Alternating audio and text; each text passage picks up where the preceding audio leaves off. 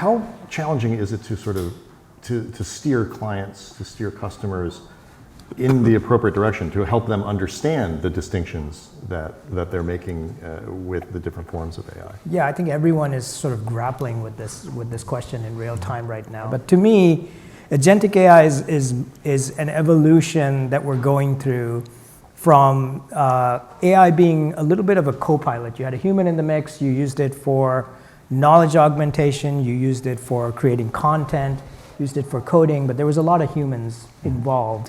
So the big difference when you take out the human in the loop is that you got to pay a lot more attention to the data coming in and the context. You got to demand more accuracy, because the one thing that it's doing has to be correct, and also you got to be able to audit it and give it guardrails. I think it comes down to agency. The example that somebody used, I'm kind of paraphrasing it, is generative AI was great at creating the content for an email that you wanted to send out, right? Agentic AI is going to decide, A, an email needs to be sent out, who it should be sent out to, what the content in that email needs to be, and most importantly, when is the right time to send it, right? I think that's the difference between these two things, is kind of that agency and moving to more outcomes rather than information.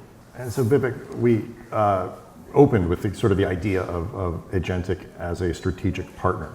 What has to happen inside the organization for that to be possible? So everything that we've grown up around organizational design and organizational science needs to really flip, and I think the leadership levels are where we, I think, collectively need to learn to innovate faster, see what's possible, and change our mindset.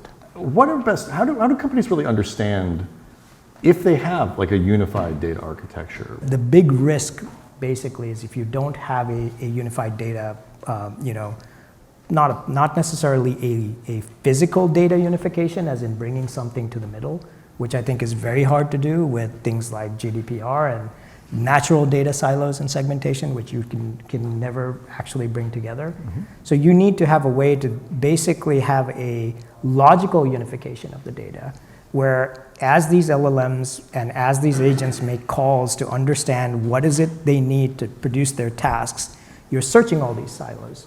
You're joining things together, and you're passing in the right context to these LLMs.